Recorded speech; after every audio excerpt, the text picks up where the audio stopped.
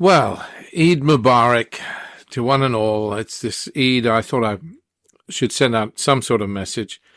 Well, from the Next Century Foundation, I suppose. And I was thinking about dealing with anger. It's a strange thing to mention at Eid, but we have a lot of stress and anger around. It's in the air, isn't it? Ukraine, and now Sudan, the war in Sudan, two big bullies beating the stuffing out of each other. Well, big bullies, I don't know whether they're big bullies, but we don't need it.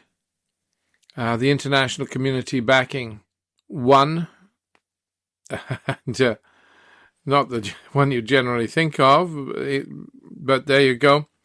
Yes, the international community seems to be backing the Janjaweed faction, the insurgents, which is curious, isn't it? Curious and curious. Does this make you angry?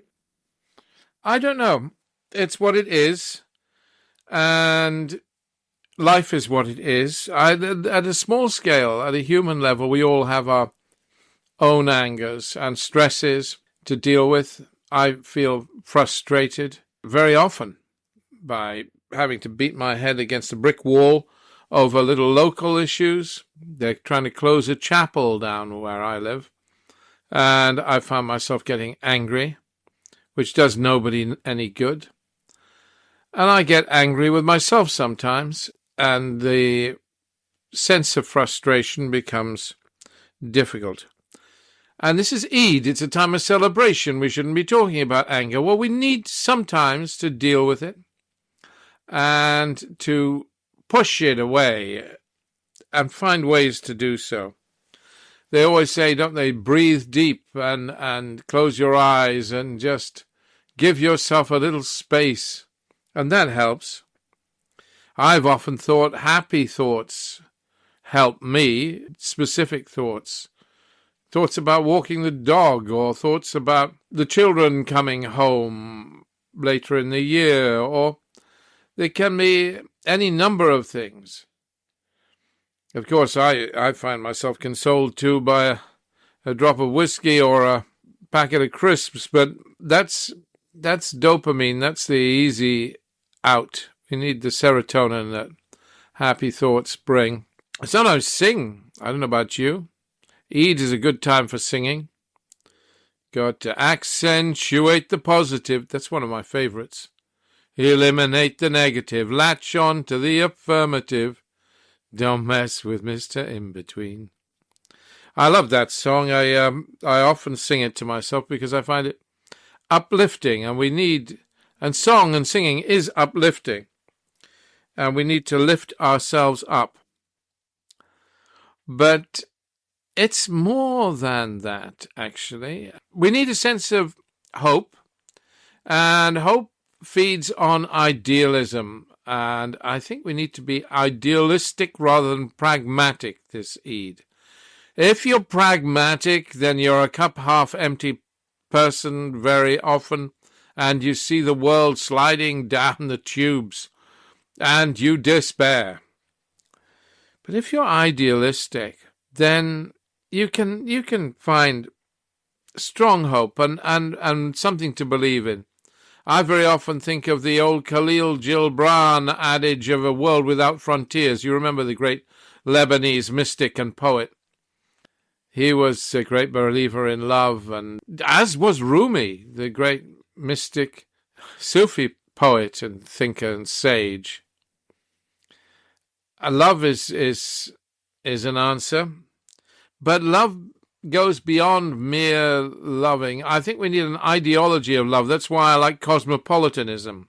Kwame Appiah's, who is still, in my view, but I'm biased because I know the guy, is the world's greatest living philosopher.